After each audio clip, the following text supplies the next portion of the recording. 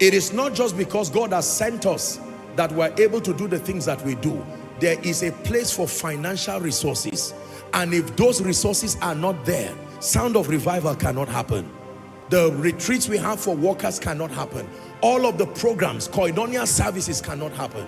And how many of you know that the program of God, it does not care whether fuel prices or fuel has increased or the money, whatever.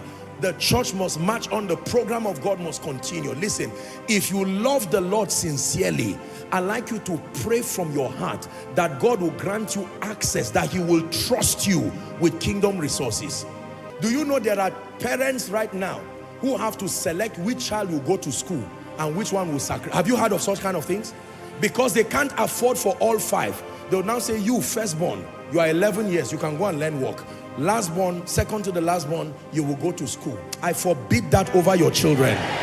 It will never be that you have to keep your child at a disadvantage. As it is rising, the grace is also rising.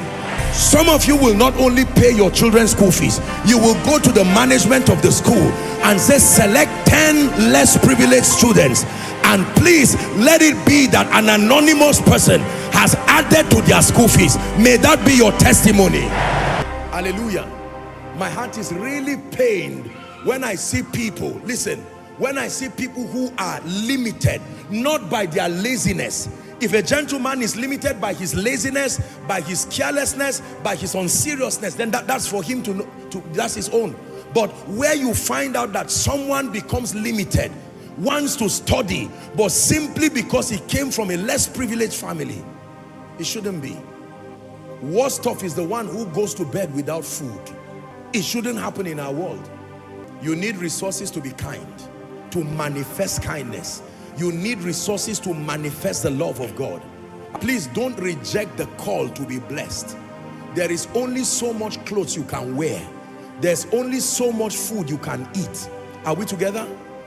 There's only so much. How many cars? You can't split yourself into three. Your head in one car and then the other one in another car. All of you can only enter one car at the moment, but you can split your kindness into 1,000, and 1,000 children can benefit from it. You can split love into 1,000 and 1,000 people benefit from it. How about supporting the work of God? Some of you have the heart. Every time you come for koinonia, you can see it, that you have the heart, and you're saying, Lord, if you can place it in my hand, there's nothing I cannot do for you. May God answer that prayer this year. There will be a sudden rise of kingdom entrepreneurs. You will see young boys in their 20s, young ladies in their 20s. I'm not talking of fraud. I'm not talking of all kinds of, I'm talking of divine ideas, strategies by the Spirit that causes you to be a commander of a strange order of kingdom wealth. Wealth that will not distract you. Wealth that will keep your vision, your focus, and your passion for God intact. I hate poverty with all my heart. I do.